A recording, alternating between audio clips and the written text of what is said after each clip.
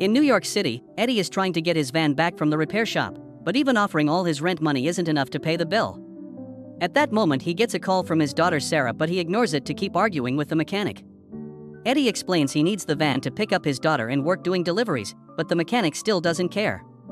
Next, Eddie gets a call from his ex, who yells at him because he hasn't picked up Sarah, who is still waiting at school. She reminds him that he never prioritizes his daughter and hangs up.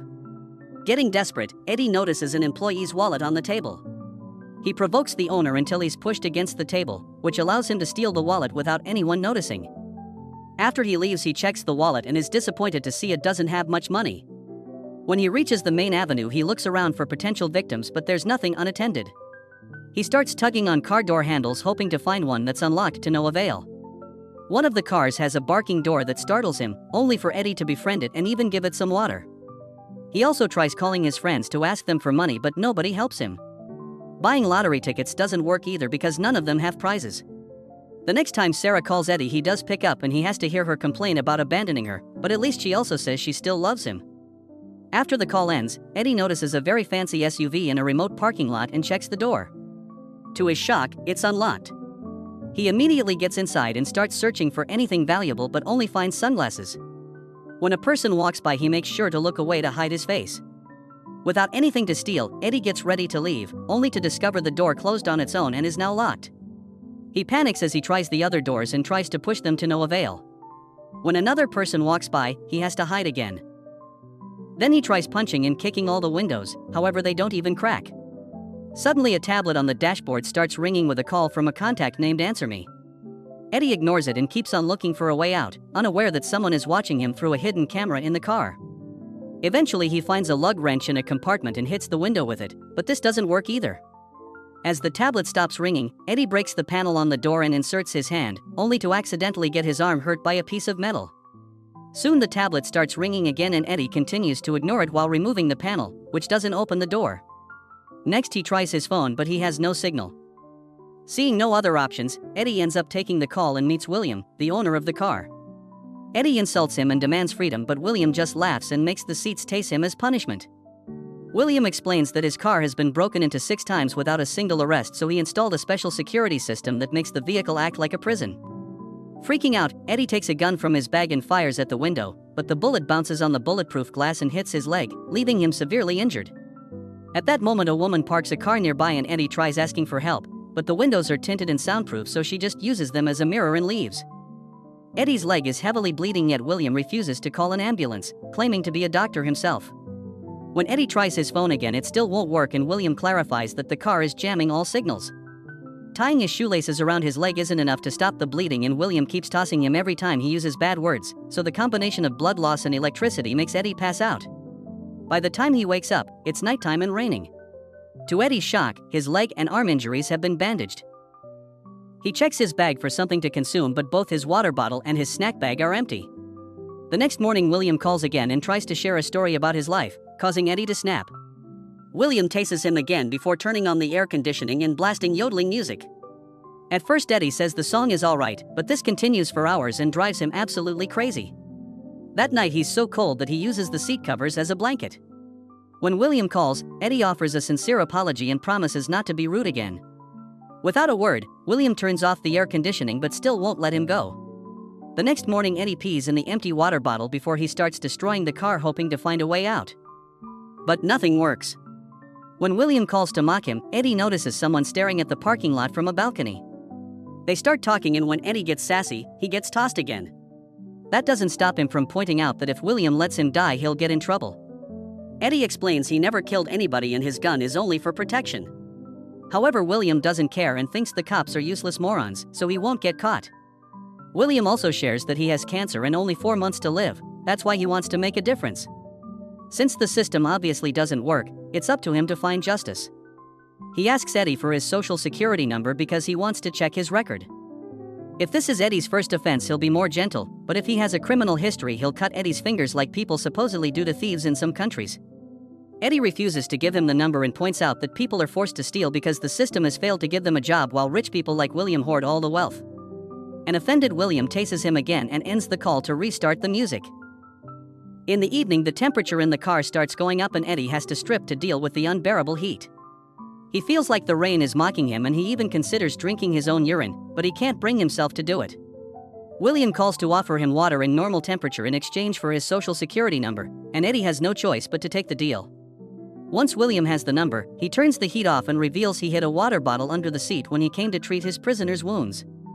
After drinking the entire bottle in one go, Eddie tries to fall asleep, but something in the pocket of his jacket is bothering him. It's the lottery tickets he bought earlier. And there's one he hasn't finished scratching. He does so now and can't help laughing when he discovers he's won the money he needed. William calls again to know what's happening and Eddie begs for food, sincerely apologizing for his crime with a rather sweet speech. Deciding that Eddie is not a psycho, William opens the glove compartment to reveal a snack. Eddie immediately grabs it and notices a switch inside before it closes up. William hangs up when he receives another call, but Eddie can hear his voice on the speakers and the conversation confirms William is a doctor. Then the man announces he must go. Eddie notices the figure on the balcony moving, which means that's his captor. Once William has left the balcony, Eddie raises his middle finger for the camera and gets no reaction, which means William isn't watching him anymore. Then Eddie breaks the glove compartment and takes a picture of the circuits inside so he can analyze what he's working with. He inserts his arm and tries to reach the switch but ends up painfully breaking his nail in the process. When he tries again, the seats start tossing him because William is back and has seen him. The next day, Eddie stays on the front seat pretending to rest, but he has his foot inside the glove compartment trying to get the switch. Another day passes and his body is getting so weak that he has no choice but to drink his own urine. That night, Eddie's foot finally manages to reach the switch and turn on the car's power. He immediately jumps into the driver's seat and takes off, but the car stops in just a few minutes. William calls him to mock him and the car takes off again, but this time the owner is controlling it remotely. As the car moves through the streets, William plays classical music while pointing out that everyone lives in fear because crime has taken over New York. Eddie panics when the car starts going dangerously fast and it eventually stops in a dark alley where two criminals are beating up a man. William turns on the car lights and honks the horn, getting the attention of a thug who raises his shirt to show he carries a gun. The car speeds up and runs over the guy while William laughs. The second thug begins to run in fear while shooting behind him, but the bullets do nothing on the bulletproof glass. A chase ensues and the criminal makes a sudden turn to try to lose the car, only to find the street blocked by a gate. William makes the car go faster and slams it against the gate to hit the man. When the thug tries to stand up, the car keeps on pushing until the guy is severely hurt and bleeding.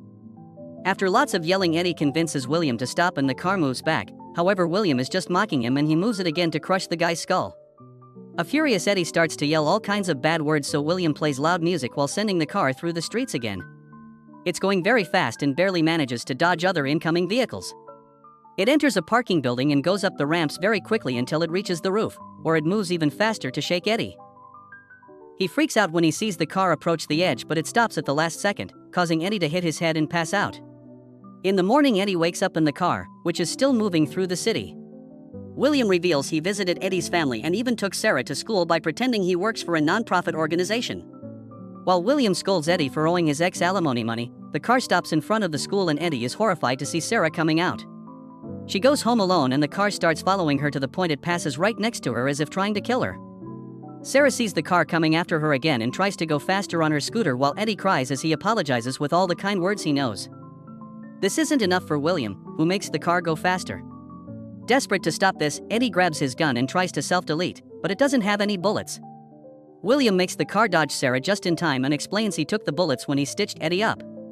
The rest of the day, Eddie stays silent while William continues to rant against the system. When night falls, Eddie finally snaps. He rips out all the cameras and kicks the tablet until it breaks. The car won't stop, so Eddie looks at pictures of Sarah on his phone and records a heartfelt message for her, apologizing for not being a good father. Unfortunately, he can't send it because the signal is still jammed by the car.